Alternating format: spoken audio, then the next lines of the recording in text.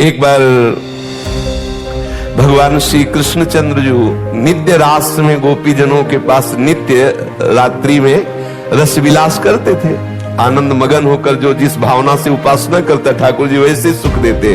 ये गोपीजन कांत भाव से, प्रीतम भाव से, पति भाव से आराधना करती, तो प्रभु वैसे ही हास्य विनोद रस क्रीड़ा करते। तो एक दिन सब गोपियां बैठी हुई थी और बहुत समय व्यतीत हो गया, प्रभु नहीं आए। तो फिर इसके बाद जब प्रभु आए तो गोपीजनों ने पूछा, आज बहुत विलंब हुआ सरकार। बोले, आज हमारे गुरुजी आए थे। आपके गुरुजी आए थे? बोले, हाँ, पल्ली पार यमुना के। कौन गुरुजी है? बोले, दुर्वासा जी आए थे। भगवान संतों का आदर करते हैं। बोले, फिर तो आपके गुरुजी के दर्शन हम भी करेंगे, बहुत सूक्ष्म विषय है। बोले, हाँ, गुरुजी के दर्शन ऐसे नहीं किए जाते। अगर गुरुजनों के पास जाया जाए तो शास्त्र में भी आता है, भले वो आप दूब लेके जाइए, दूब अंकुर, कोई पत्र, कोई फल, कोई पुष्प, लेकिन खाली हाथ गुरुदेव के चरणों के समीप न जाए, ऐसा शास्त्र आज्ञा करता है। गोपीजनों का हम पत्र पुष्प फल क्यों ले जाएंगे? हम तो बढ़िया ले जाएंगे, गुलाब जामुन, पुआ, खीर, पूड़ी, अभी हम सब मिलकर तैयार किए।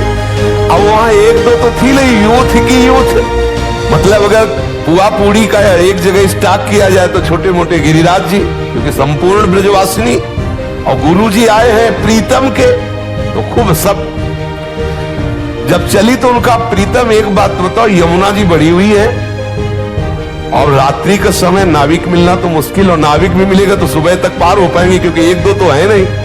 तो उनका यमुना जी से कहना है, श्री कृष्ण अखंड बाल ब्रह्मचारी है तो मार्ग दे दो। हंसी, क्योंकि सबको पता चला कि कैसे हास्य विनोद करते, कैसे अटखेलियां करते। गई यमुना जी से कहा कि यदि मेरे प्रीतम श्री कृष्ण अखंड बाल ब्रह्मचारी तो मार्ग दे दो। यमुना जी हट गई, पूरा थल की तरह जल एकदम हट कर सूख गया, निकल गई। आश्चर्य हुआ, भगवान कैसी बात कर रहे हैं।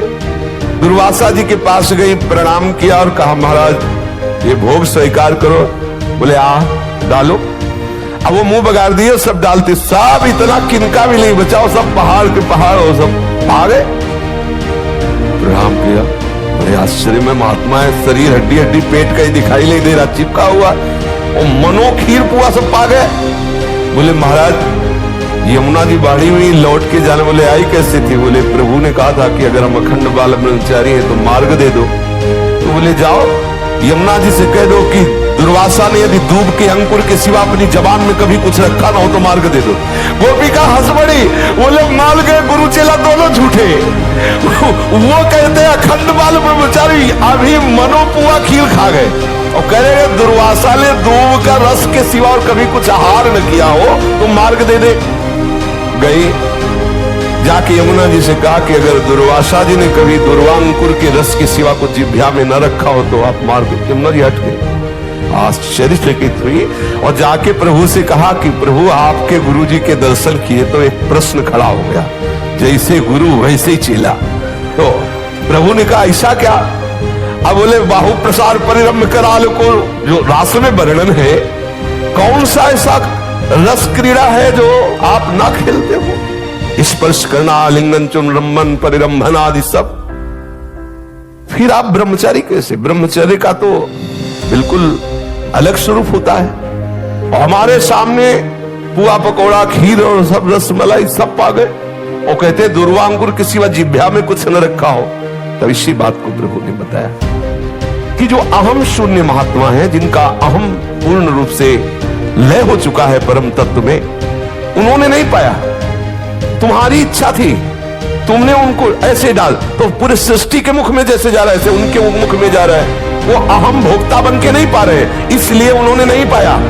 आपकी दृष्टि में पवाया गया, आपकी दृष्टि में वो पाए, लेकिन स्वयं ना उनकी इच्छा है ना वो भोक्ता है, इसलिए उन्होंने नहीं। इसलिए उनका वचन सत्य है, स्वयं में कभी आहार रूप से स्वीकार करते हैं तो केवल दूब का अंकुर। और हम स्वप्रतिबिंब विभ्रमा, जैसे छोटा सा बालक अपने प्रतिबिंब के साथ खेले, ऐसे गोपियों के आत्मा रूप में, उनके पतियों के आत्मा रूप में और चराचर जगत के रूप में जो परम तत्व विराजमान है, वही श्री कृष्ण स्वरूप से क्रीड़ा कर रहा है। वो अपने आप से अपने आप में खेल रहे, इसलिए अखंड ब्रह्मचारी है। स्वप्रतिबिंब विभ्रमा, जैसे छोटा सा बालक कांच के मंदिर में अपने ही प्रतिबिंब से खेलता है, ऐसे गोपी नाम च तत्पति नाम सर्वेशा में उच्च गोपियों के पति और सब चराचर जगत की जो आत्मा है वही अपने आप में खेल रहा है। इसलिए अखंड ब्रह्मचारी। तो हमको अपने कर्मों का फल इसलिए भोगना पड़ता है कि हम अपने कर्म मानते हैं और हम स्वयं अहम से एक शरीर में सीमित हो गए हैं। इसलिए भोक्ता बनना ही पड़ेगा, जबरदस्ती बनना पड़ेगा। यदि आप कर्ता बनेंगे और आप कुछ ना बनो तो देखते रहो जो कुछ हो रहा है, आप जीवन मुक्त हो जाओगे।